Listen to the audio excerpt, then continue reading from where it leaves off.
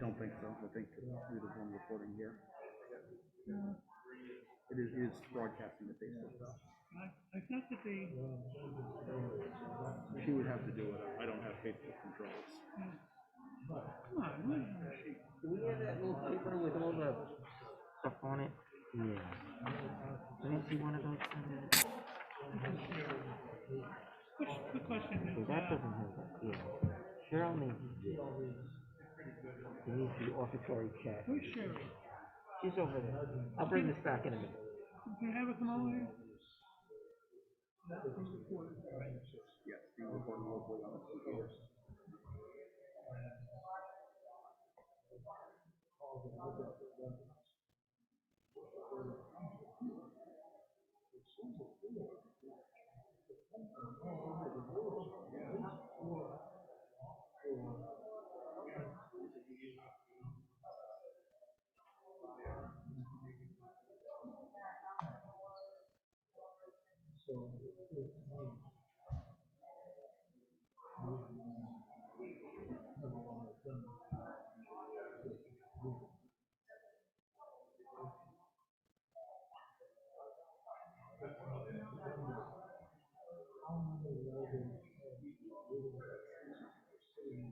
Come on.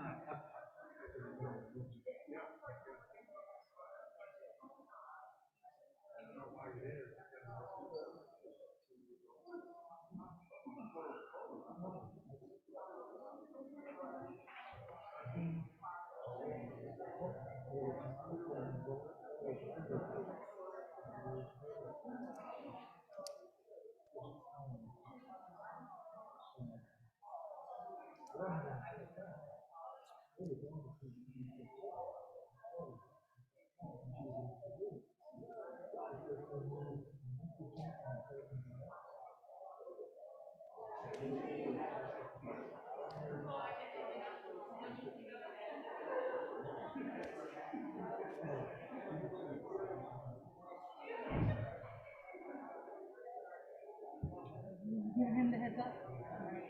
Huh? Look at Aaron. No. Are we ready?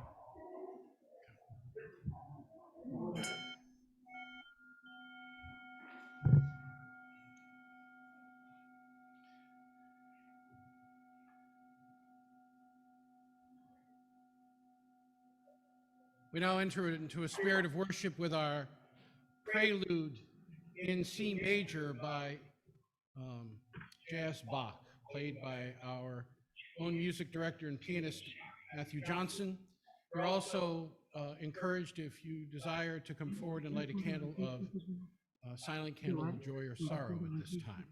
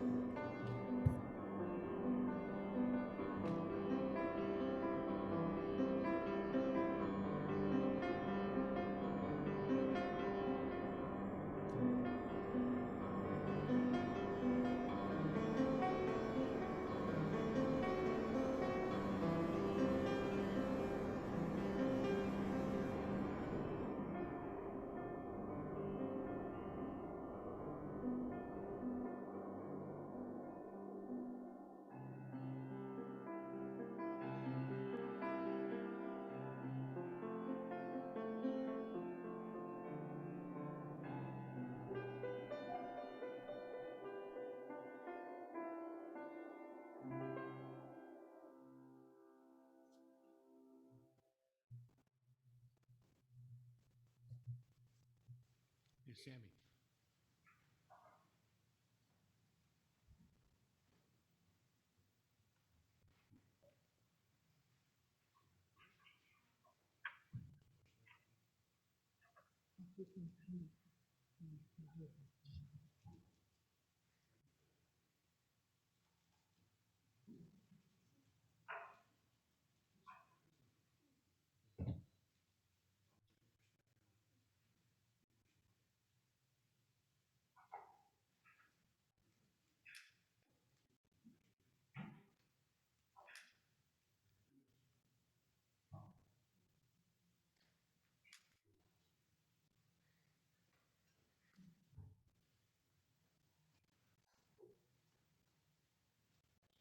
Couldn't have done it without her.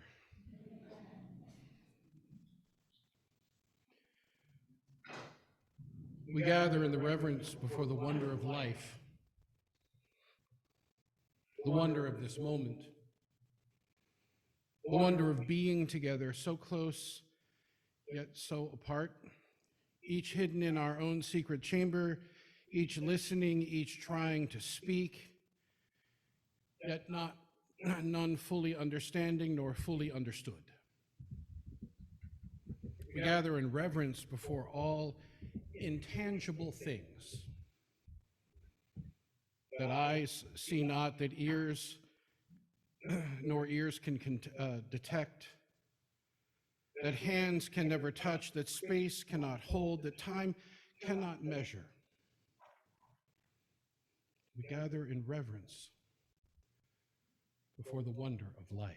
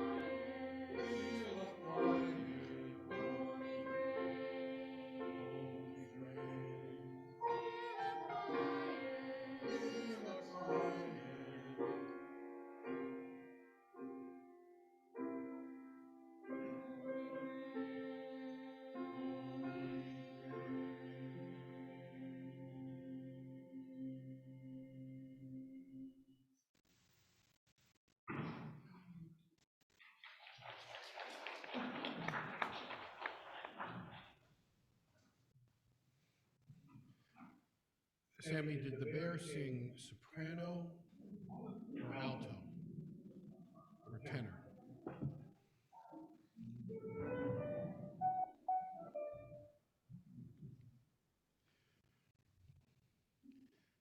My bear sings soprano. Just want you to understand. Beloved, welcome this morning to the Unitarian Universalist Church of Worcester. We would begin our morning this morning by acknowledging that in Worcester, Massachusetts, we work, learn, live, and worship in the seized ancestral homeland of the Nipmuc people, who survive and remain active as the Nipmuc Nation. We welcome you to our Sunday morning worship and glad that you've joined us here this morning in person and online. We hope that this service gives you an opportunity to pause for a few minutes to gather in community so that we might care for each other, take a moment to reflect on our own well-being and discover opportunities for spiritual refreshment and service to the wider world.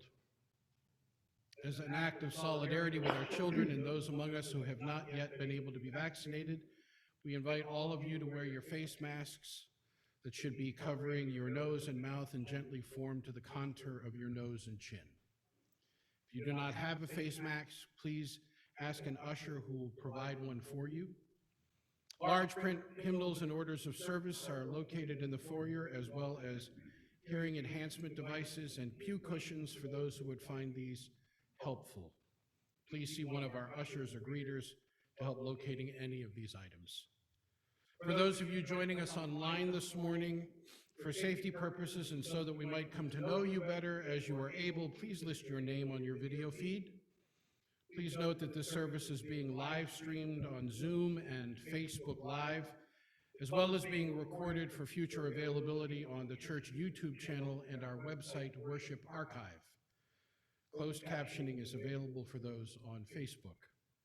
We extend a very special welcome to newcomers this morning and invite you to fill out one of the pew cards found in the pews in front of you. And for those of you online, we will be posting a link to an online version of this card.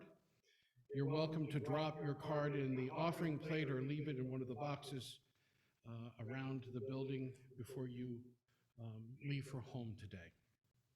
In a moment, we will be passing around our pew sheets. We invite all of you to sign into the sheet. Please know that the information collected here is for church purposes only. Due to the pandemic, we are foregoing the collection of children's change for change in person.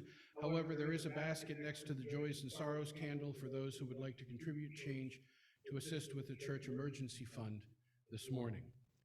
Following this service this morning, you're invited to join us for a time of fellowship under our tent in front of the building.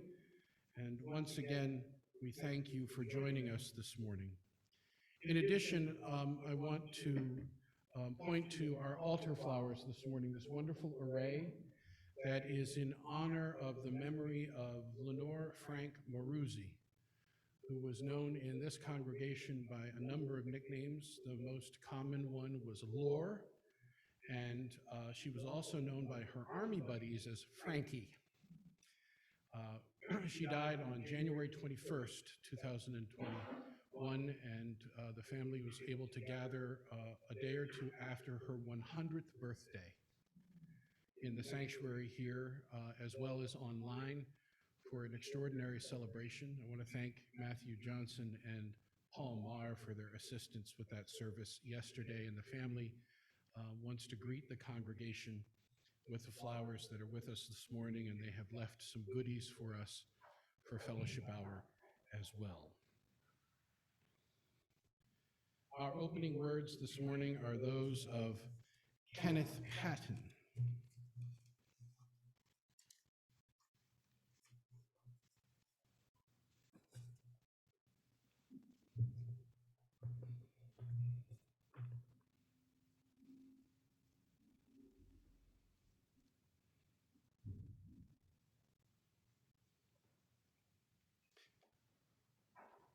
Let us worship with our eyes and our ears and our fingertips. Let us love the world through heart and mind and body. We feed our eyes upon the mystery and revelation in the faces of our brothers and sisters. We seek to know the wistfulness of the very young and the very old, the wistfulness of people in all times of life. We seek to understand the shyness behind arrogance, the fear behind pride, the tenderness behind clumsy strength, the anguish behind cruelty. All life flows into a great common life if we will only open our eyes to our companions. Let us worship not in bowing down, not with closed eyes and stopped ears. Let us worship with the opening of all of the windows of our beings, with the full outstretching of our spirits. Life comes with singing and with laughter, with tears and confiding, with a rising wave too great to be held in the mind and heart and body, to those who have fallen in love with life. Let us worship then, and let us learn to love. Would you please join together in our opening hymn, number 20, found in your gray hymnals, and you're welcome to rise in body or in spirit.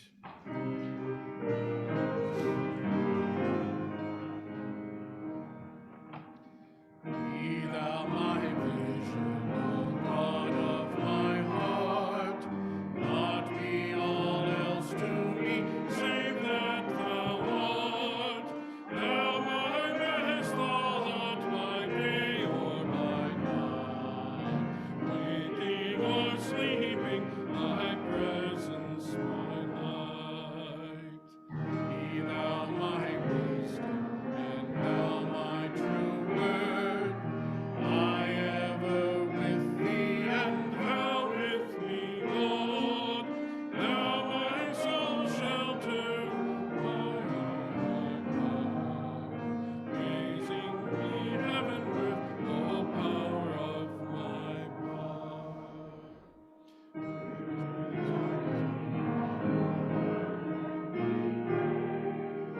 Thou my inheritance, now and always, thou and thou only first in my heart. Sovereign of heaven, I pray to thou art.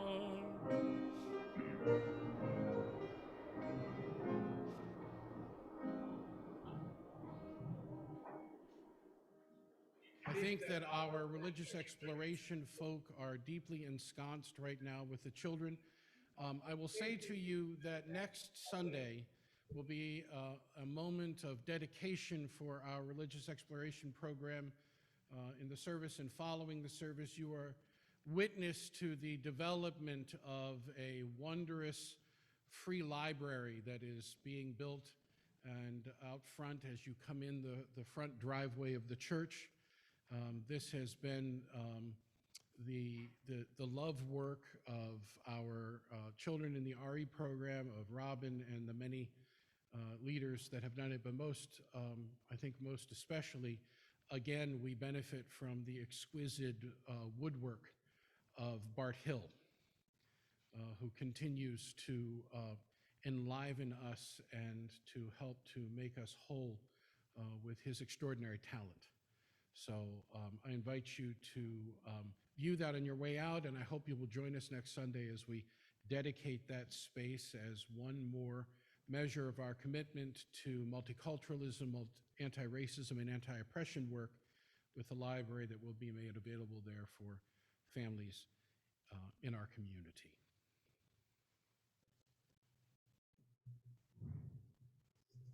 Our reading this morning is by my colleague and friend, the Reverend Bill Sinkford, who is the past president of the Unitarian Universalist Association. He writes, when I came to Unitarian Universalism, I was an ardent and some might even say rabid humanist. If you had told me as a teenager at the age of 56 I would be an ordained minister using language in this pulpit, religious language in this pulpit, and have a prayer life that's centered on thankfulness and gratefulness to God, I would have laughed out loud. The humanist tradition was mine for a long time. But we don't have this all permanently figured out at any discrete moment in time. In my case, it was the direct experience of something I hadn't contended on, the kind of direct experience of the transcending mystery and wonder which we also affirm as a source of our faith tradition that changed my mind. It was in the midst of a crisis. My son Billy, then 15-year-old, had overdosed on drugs, and it was unclear whether he would live. As I sat with him in the hospital, I found myself praying. First, the selfish prayers for forgiveness, for the time not made, for the too many trips, for the many things unsaid, and sadly for a few things said that should have never passed my lips. But as the night darkened, I finally found the pure prayer, the prayer that asked only that my son would live.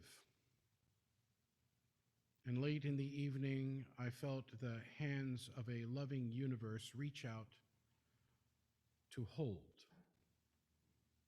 The hands of God, the Spirit of life. The name was unimportant. I knew that these hands would be there to hold me whatever the morning brought.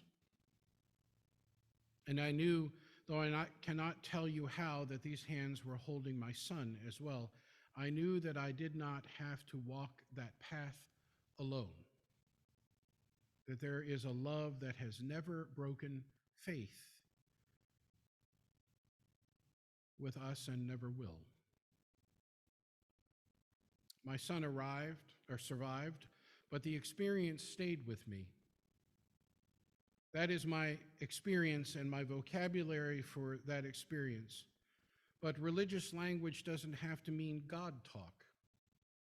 And I'm not suggesting that Unitarian Universalism return to traditional Christian language, but I do feel that we need some language that would allow us to capture the possibility of reverence, to name the holy, to talk about human agency in theological terms, the ability of humans to shape and frame our world guided by what we find to be of ultimate importance.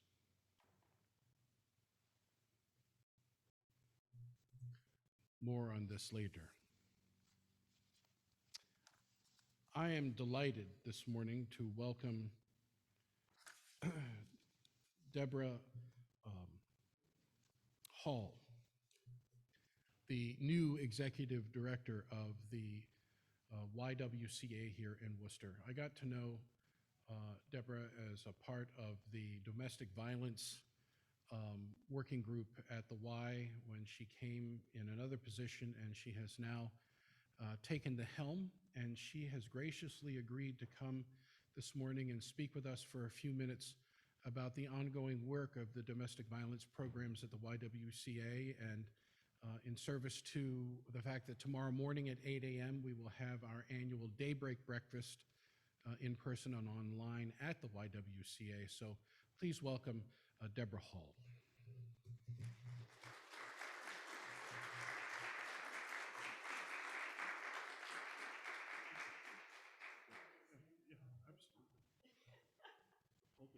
The pulpit, don't tell me that. Good morning. Good morning, and what a glorious morning someone welcomed me when I walked in the door. And it is a glorious morning indeed. I'm sorry I had to kind of rush from the back. I'm the daughter of a preacher, so that was a rare opportunity allotted me to sit in the back of the church. So I want to say that and amen, just because. Good morning. As Reverend Payson said, I am currently, and actually just transitioned July 1 as executive director into the role of executive director of Ywca of Central Mass. Those of you who are from Worcester and have been around for a long time, it's a position Linda Cavioli held for 29, almost 30 years. So I'm walking, so pray for me on that too.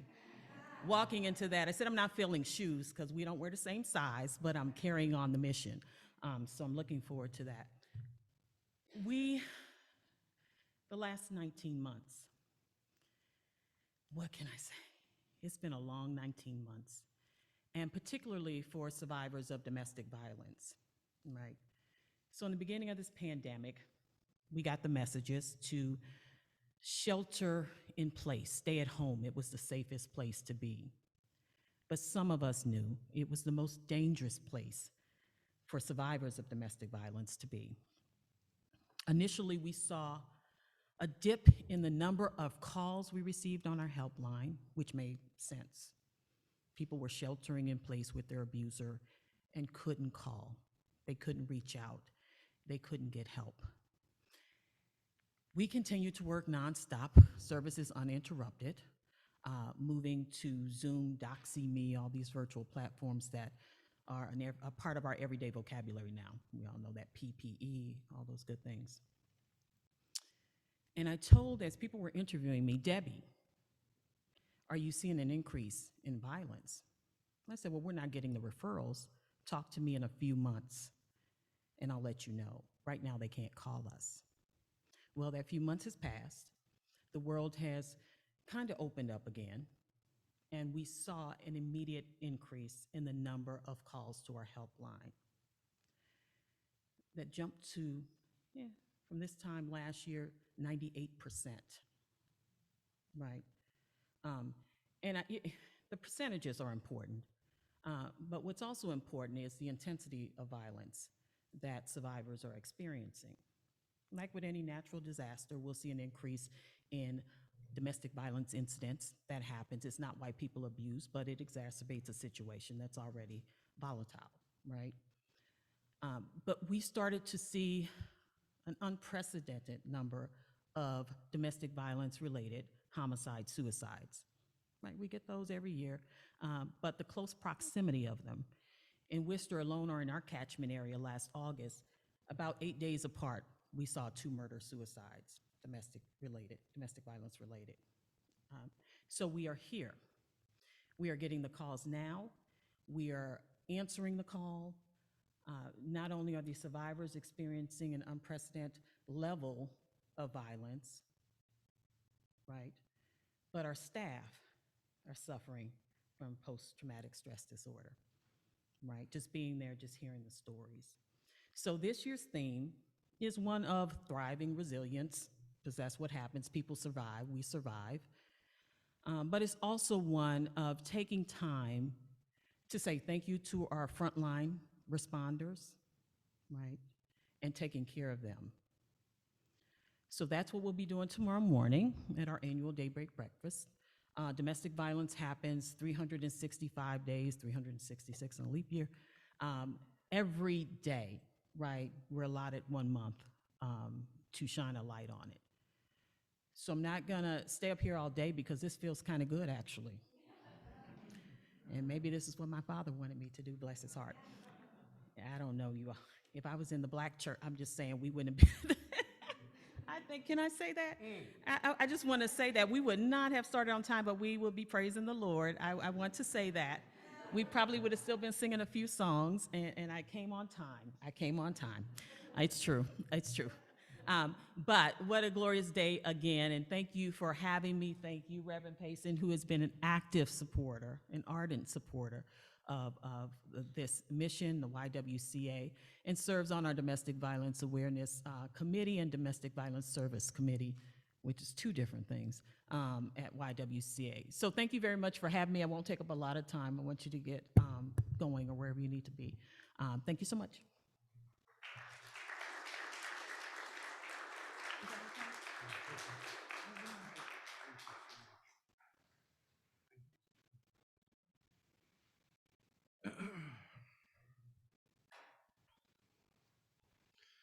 Now you have a sense of why we are so very excited about the future of the Y,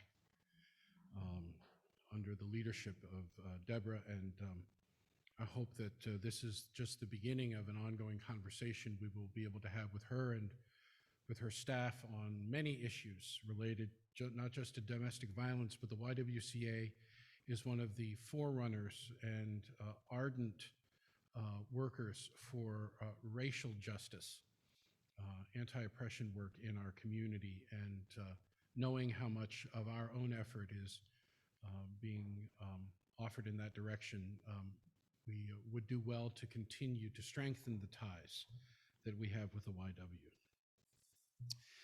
As a 50-50 collection this morning, I want to remind you, if you are making a pledge by check, please do put pledge on the memo line, or if you're offering cash as a pledge, please do put it in one of the money envelopes and mark it pledge. Otherwise, you're welcome to mark your checks offering or 50-50, and money collected that is not related to one's pledge will be split this morning between the YWCA and our congregation. And I hope that we can contribute something significant for the ongoing work of the YW this morning. For those of you online, a link to a way to contribute either through our website or by virtue of text to give, which those of you in the room can also use. You'll find information about that at the bottom of your order of service. You may text 508-231-5335, and your donation will also be included in our 50-50. This time, our morning offering will be received.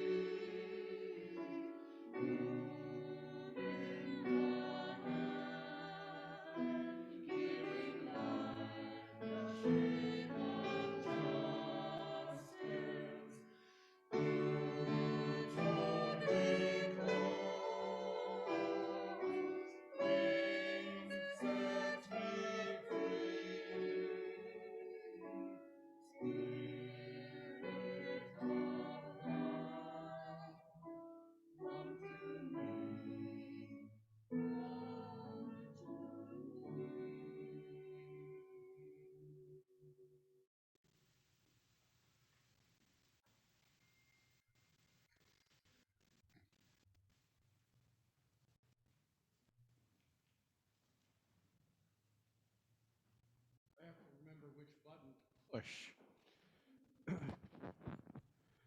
We come now to that time in our service when we're given pause to consider what is deepest in our hearts or most profoundly on our minds or in the work of our hands in the days that have transpired or in prospect of days to come, joys and sorrows that touch us deeply and are given another measure of meaning because of our capacity to share that in the midst of a company that claims us as a co-journeyer. So I invite those of you who have joys or sorrows this day to come forward on either side of the sanctuary to come and speak briefly into the microphone, telling us first who you are so that those online and using our auditory enhancement devices can also participate in this important ritual, and then to light a candle if you so desire. And for those of you online, if you have a joy or sorrow that you would like to have shared this morning, please enter it into the chat, and we will check in with our tech team at the end of this time to include any of those joys and sorrows as well. Are there joys or sorrows to be shared this day?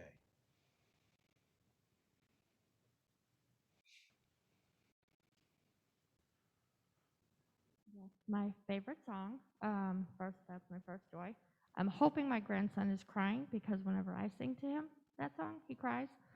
So I'm hoping it's not just my voice, but it probably will be. My joy / sorrow last week was Veterinary Technician Week. My boss spoiled us all day, all week. But yet last week was probably the most I've cried during Vet Tech Week. And I wasn't even going to come up here until I went to get a pen for the daybreak and noticed that I still had a hair clip from one of the animals that we euthanized last week, because after work I'm the one that bakes the clay paws for people to cherish. So I try to get like little mementos. So it was very hard to be at a place for like 16 years, and now like the 12, 13, 14-year-olds are now, that you started with as babies, are all, circling their life. So I just want to acknowledge all my vet tech people, and that's about it. Thank you. Barry Brigham writes, so my calm joy this morning is expressing thanks to Aaron for presenting a brief memorial service yesterday for those who succumbed to cancer recently in the Live Strong Garden at the Greendale YMCA.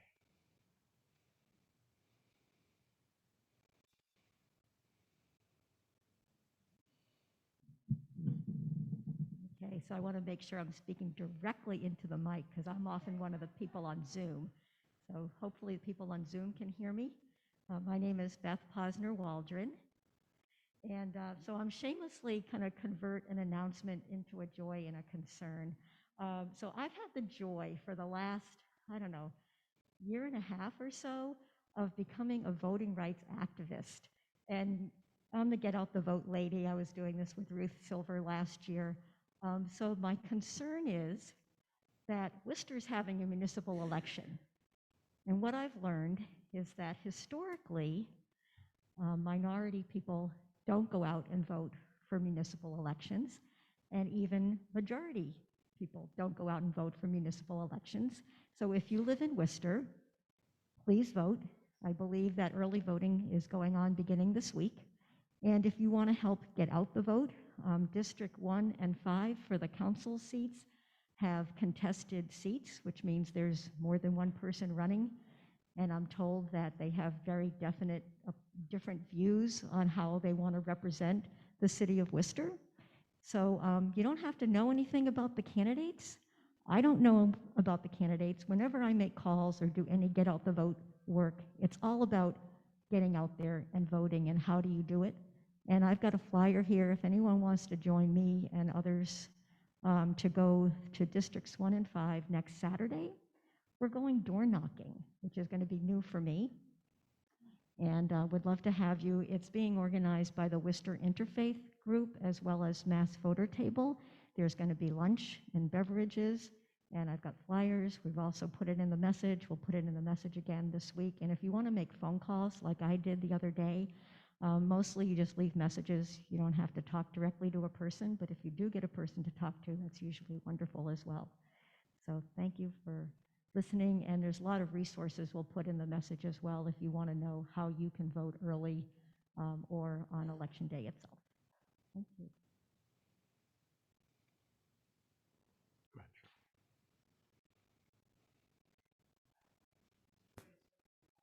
Go ahead.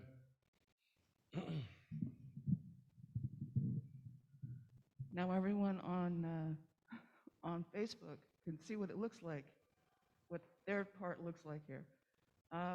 I have a joy from Kristen Payson, who joins us on Facebook today. Charlie Payson turns 21 tomorrow.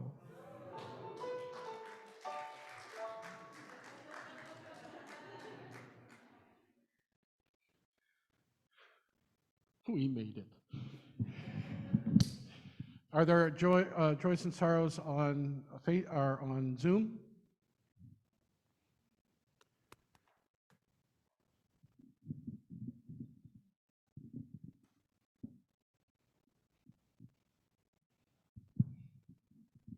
From Bernadette and Brian Nelson, continuing to reach out for expert medical consults regarding a severe shoulder issue. Wish me luck with decision making. Let us be in the spirit of prayer and meditation.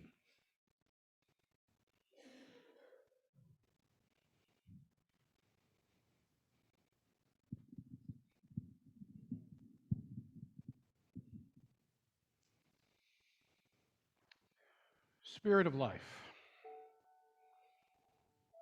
comes to us this day, remembering our four-footed friends, remembering anniversaries and birthdays and holidays, mindful of the challenge of our bodies,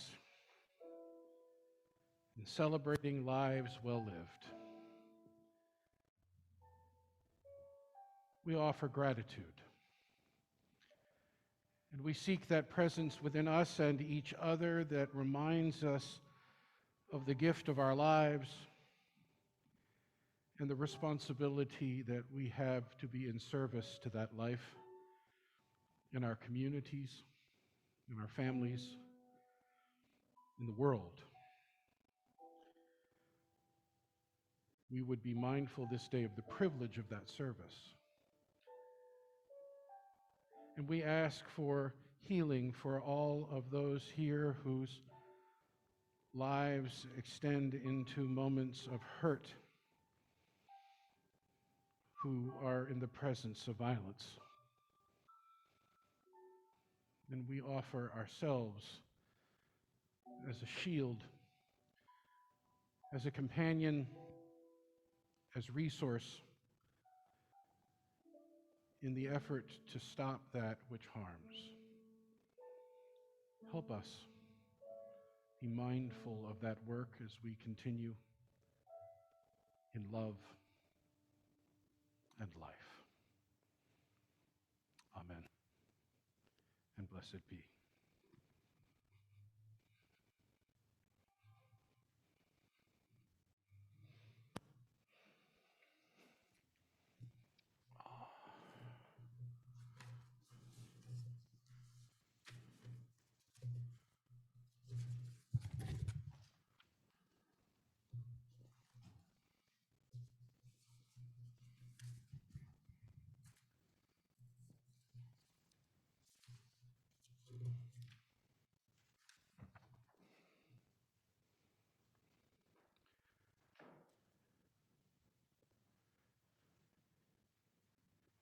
It's been a while since I've come down front to preach, so I'm going to do that this morning. I am mindful of the fact that my reflection this morning is really a tribute to three colleagues, to Bill Singford, who you heard earlier, and my colleague Fred Murr, who has challenged me with his thoughts on faith and my colleague, now of blessed memory, Forrest Church, who has done the same, and also Mark Epstein for his words, and I need to remember to bring those as well.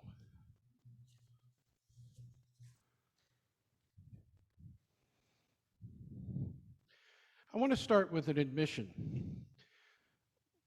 A number of years ago, the whole issue of reverence came before our association, and I was mentioned in a book published by Meadville Lombard on a sermon that I had preached.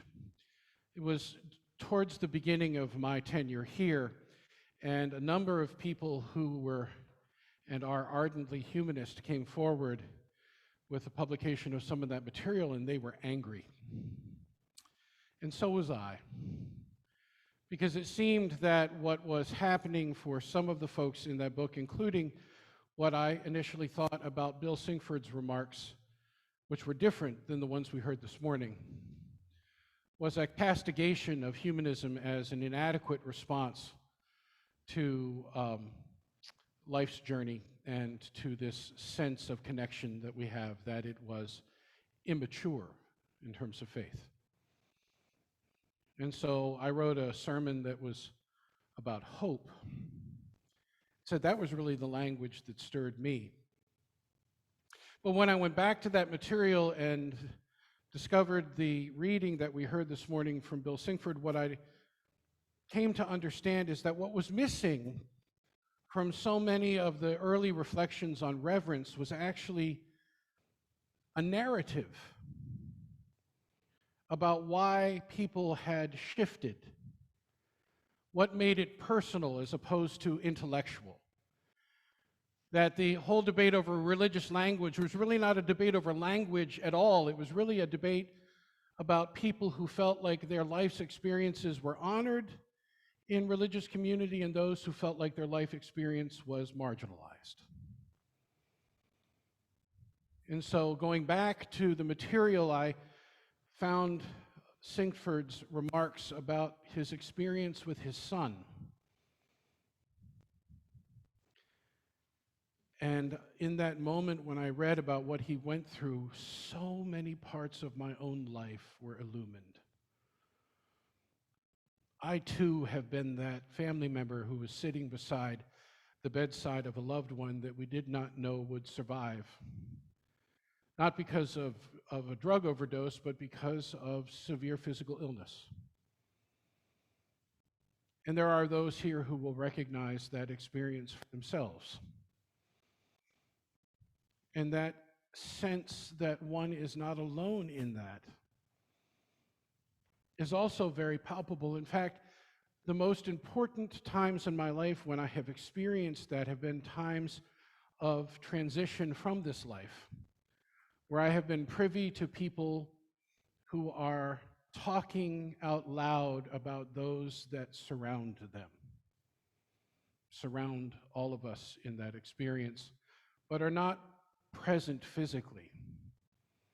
My grandmother, who had ongoing conversations with her husband and with my father and with my uncle, all who had been deceased, who was lying in her hospital room having long conversations about the meaning of her life and talking with those people. Sometimes we actually engaged her as though we were those people in order to participate more fully in that event instead of being spectators, to find ourselves filling that role. Sometimes we just listened with awe and reverence. Then there are those other moments in my life where I have felt a presence so close that I did not have words for it. It was a tangible experience that was within me, but it was beyond articulation. Occasionally, I would find those moments where I would just laugh out loud, like when my daughter would come out of her room and say, "Who is that woman up at the corner?" And I'd look up and there was no woman there. And I would say, "Describe her to me." and realized that my mother had come to visit. Now, it might seem irrational to some of you that one might have these experiences and you can talk about them as, kind of cognitive dysfunction. But one of the things that I know about spirit is that it occupies space that is beyond rationality. It allows us to experience our relationships beyond the confines of this life. And we're coming to that moment in our holiday season when our pre-Christian traditions pointed to this as a reality, when the thinning of the veil, they said, was so thin that we could cross over and experience each other. And I wonder whether for me, the ancients got it right. That we are a community that is not just filled with the presence of bodies in this space, but we are a community that is the legacy of so many bodies and lives and passions that came before us, who continue to be present here this morning in the form of flowers. But also for those of you who have memory about this space, so many people whose life energy was utilized and was contributed to the maintenance and the well-being, not just of our physical structure, but of our community itself. Laura Maruzzi's husband, Romeo, was part of a group of men in this congregation that helped to build the fellowship hall. So is it so odd that some of us would come into this space and we would feel the presence of those whose energies were so much a part of what it meant to be here and to be part of that? So when we come to that part in Bill Singford's letter or note where he says, and this is the line that took me, he said, I do feel that we need some language that would allow us to capture the possibility of reverence, to name the holy, to talk about human agency in theological terms. And he says earlier on,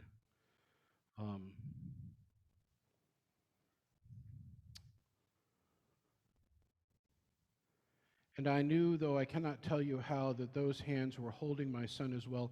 I knew that I did not need to walk that path alone, that there was, and here it is, there is a love that has never broken faith with us and never will.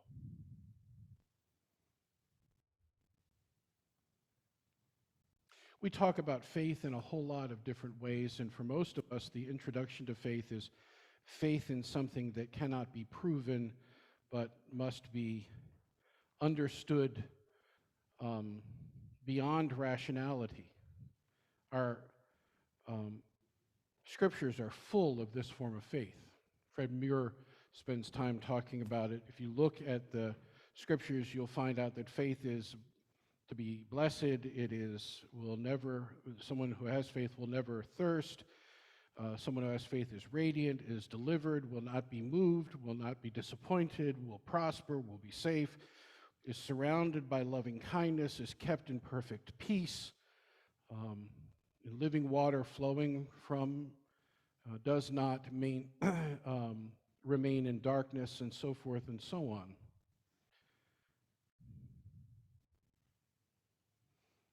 And then there are those of us who understand that faith is not fundamentally about belief, it's about embodiment. It's about not just talking about what we think and how we feel. It is about walking the walk.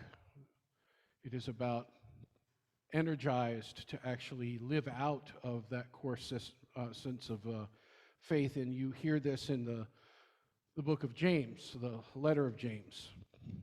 What good is it, my brothers and sisters, if you have faith but do not have works? Anyone remember those lines from their youth? right? Can faith save you if your brother or sister is naked and lacks daily food? One of them says to you, go in peace, keep warm, and eat your fill, and yet you do not supply their bodily needs. What is good of that? So faith by itself, if it has no works, is dead. Show me your faith apart from your works, and by my works I will show you my faith.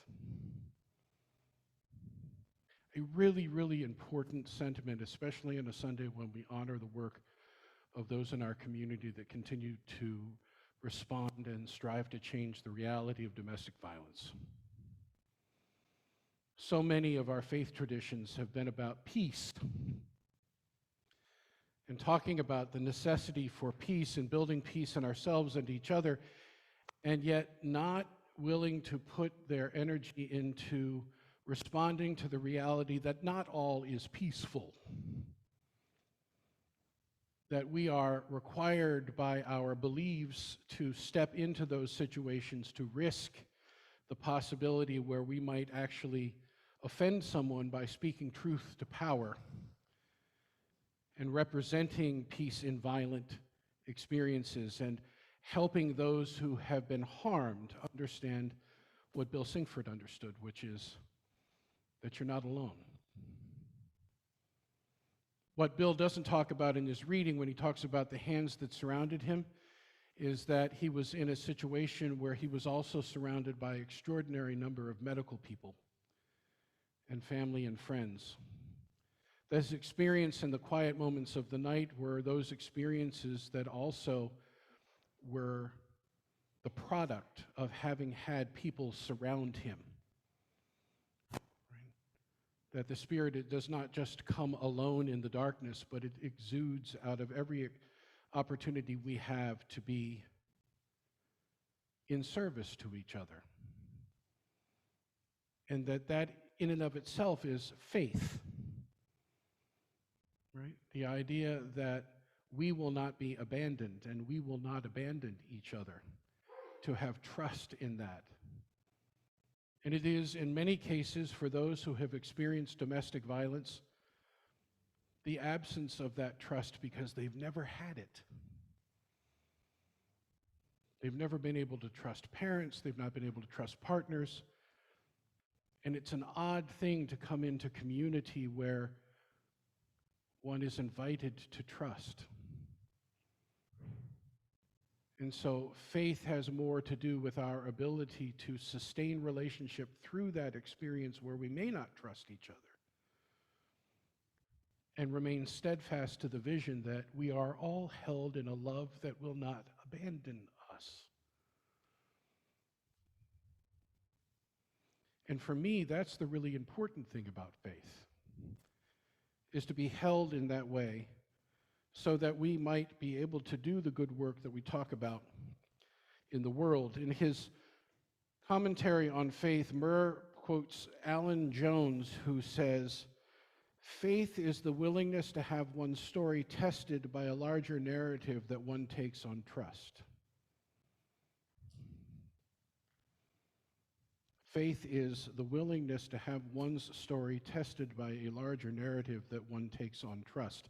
Murr responds to this saying, "I think this means that we each have a story that is comprised of all of the events and transitions, all the people and pets, all the loves and hates, everything that is our life experience. When we bring this story, the story of our lives, into the context and perspective of a larger narrative called a religious tradition or community,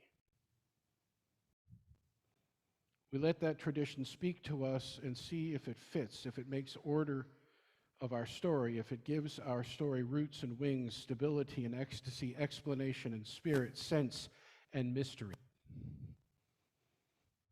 Which begs the question, and I think this is also important to talk about in terms of our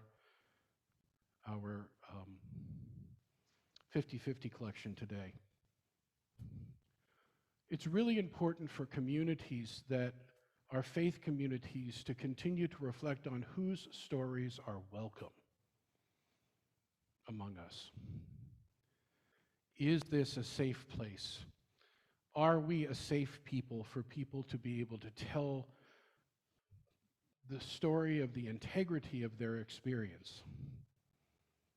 Good, bad, and ugly. So that they feel not only heard, but that the response that they get from community reflects the faith that I've been talking about, the fact that they can trust that a community will hear them, that we become part of their narrative instead of that thing which repels the narrative to the margins of community and says, well, that's really not how it happens. And I say that to you because I think that this gets to the heart of the ongoing kinds of tense moments that can happen here among people who have different spiritual orientations. You know, the humanists and the indigenous religionists, or the atheists and those who believe in natural theism, where we say, well, your story is really not what we're all about.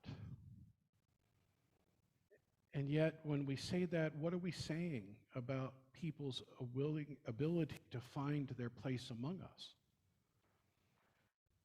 Faith traditions are those traditions in which one can land and feel like they can expand upon what they have experienced.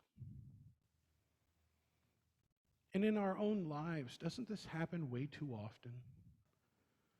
Don't we land in places where we feel like we cannot express who we really are or what we really believe? I mean, in the political climate that we're in right now, how many of you can go to work or go to a family function and actually have a conversation that you find meaningful about the values you hold dear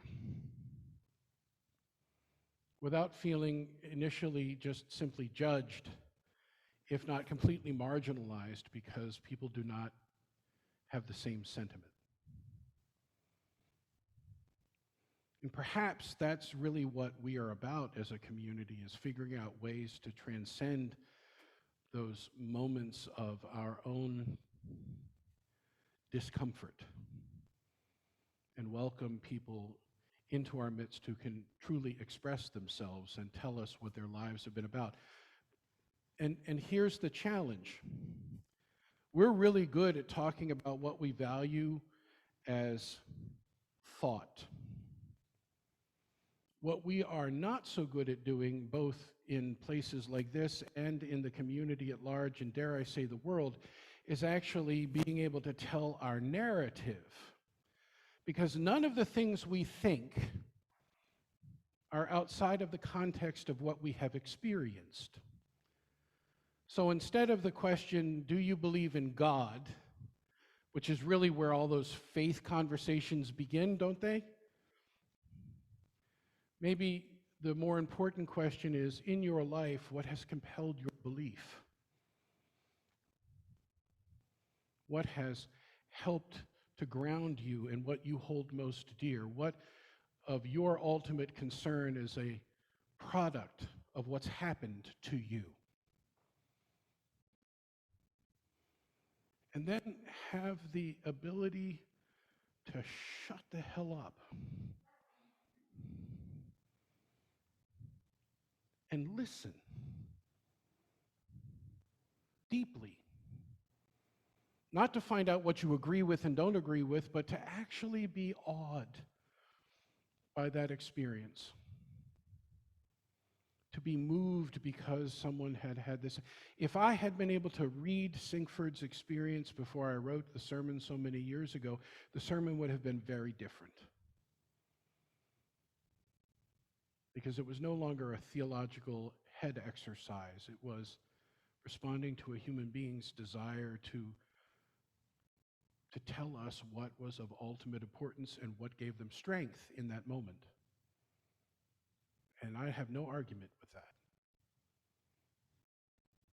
And in terms of that discipline of being able to be quiet, this is where I turn to my friend Forrest Church, because he talks about religious living right? Faithful living involving two things, right? And we just touched upon one of them, which is actually the art of humility. When you are quiet in the presence of another's narrative, where you are inspired by that, you recognize that your own narrative can be changed and moved and grow, and that you might not have all of the answers.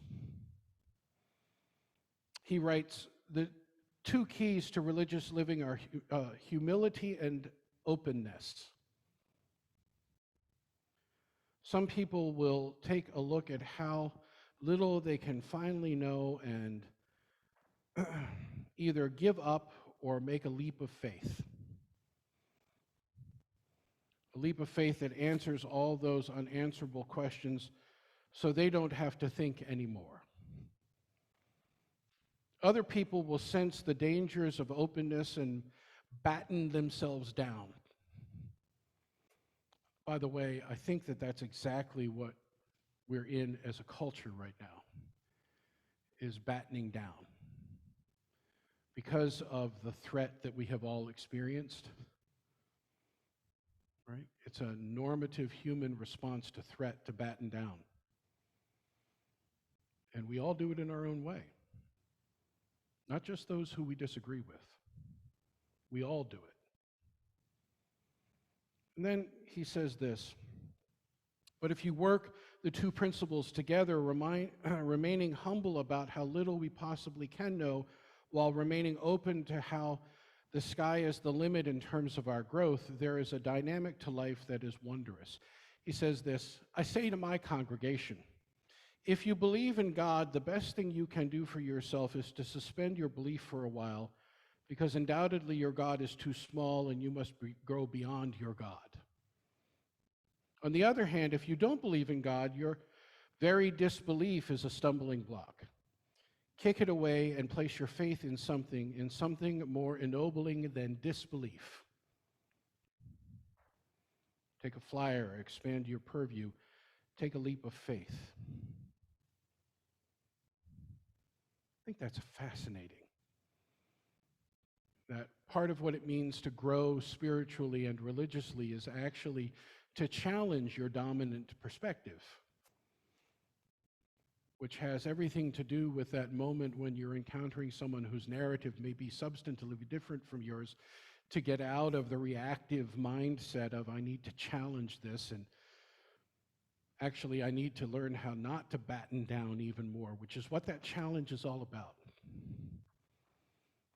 And remind myself that I don't have all the answers, and I can be present to someone and help them understand that they too have place.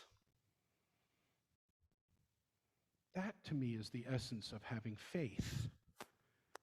Faith that the ability that we have to be with each other in certain ways actually grows our deepest connections to the universe, to God, to the world, to our deepest selves, to each other. I don't care what you call it. I want to know what you're connected to. And I want to know how that works for you in your life, and I would love to hear the story of how it was confirmed for you. And I think if we can do that, we can actually live up to our title, our descriptor. We are a community of faith. Not community of a faith, but a community of faith. And in that, we reverence each other, the world, and all of that which permeates it and is beyond our understanding and has so many names. May it be for you as well. Amen. And blessed be.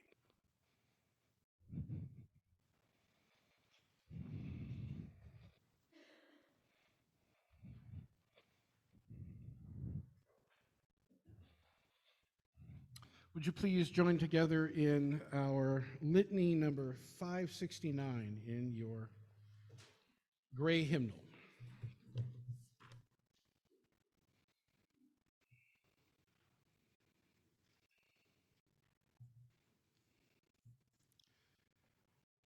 These are the words of Universalist Olympia Brown, who was the first woman to be ordained into the Protestant ministry in the United States. Stand by this faith, work for it, and sacrifice for it.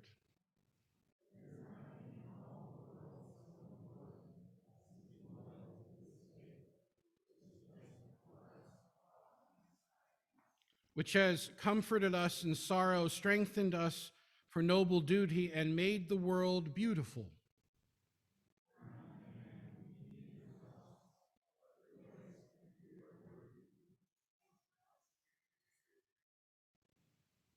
That you are strong enough, listen to this, that you are strong enough to work for a great true principle without counting the cost.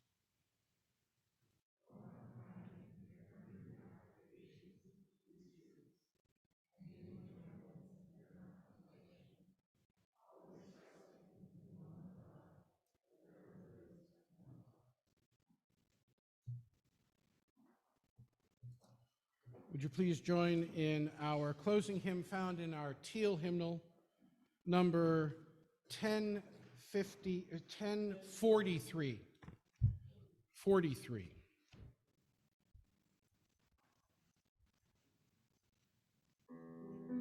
Please rise in body or in spirit.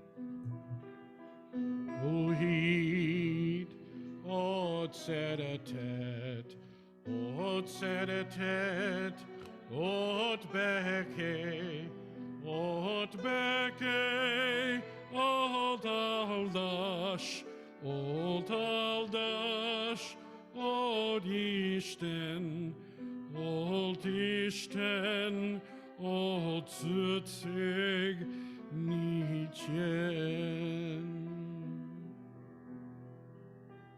Oh, where there is faith, there is love.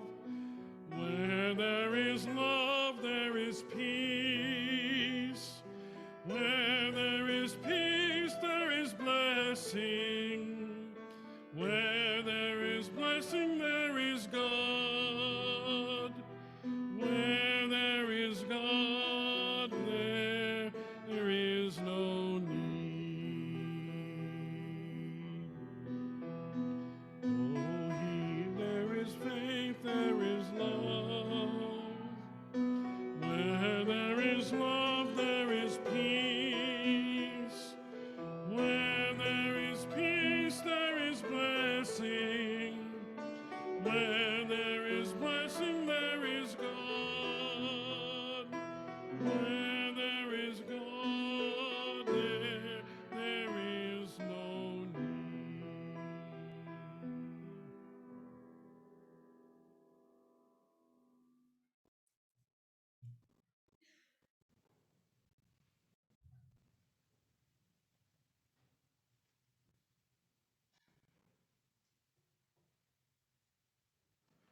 When you move around, you lose all of the papers.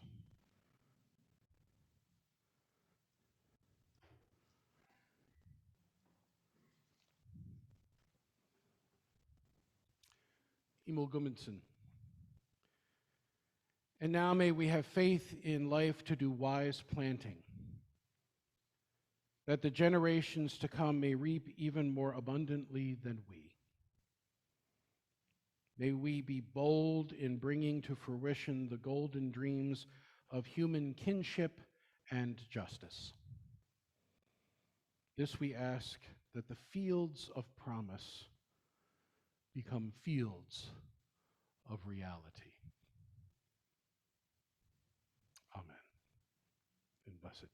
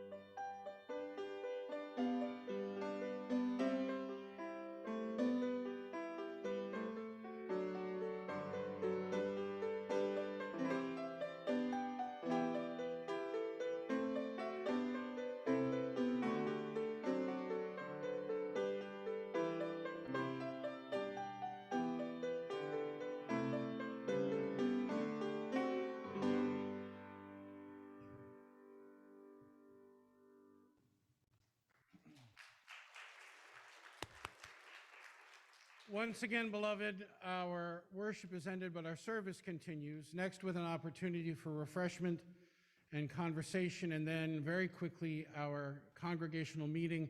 Madam President, what time would you like people back here in the sanctuary? Quarter of?